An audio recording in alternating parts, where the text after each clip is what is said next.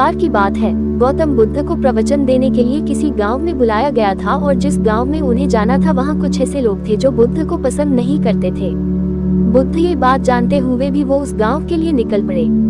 उस गांव में जो लोग बुद्ध को पसंद नहीं करते थे उन्होंने बाकी के गांव वालों को भी गौतम बुद्ध के खिलाफ भड़का दिया और पूरे गांव में ये बात फैला दी कि गौतम बुद्ध दूसरों के धर्म की बुराई करते हैं और सभी को अपना धर्म अपनाने की बात बोलते हैं, जिससे लोगों का धर्म भ्रष्ट हो जाता है।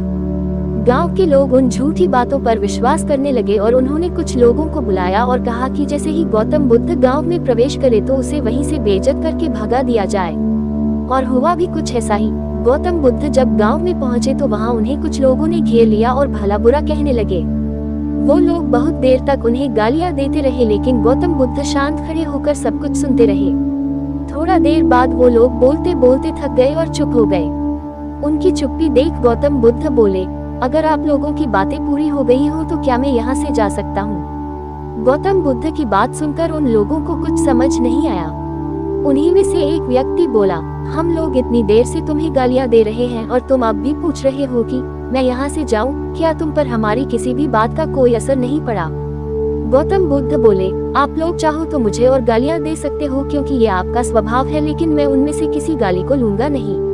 आपकी गालियों का तब तक मुझ पर कोई असर नहीं पड़ेगा जब तक मैं उन्हें स्वीकार नहीं कर लेता या उन्हें ले नहीं लेता।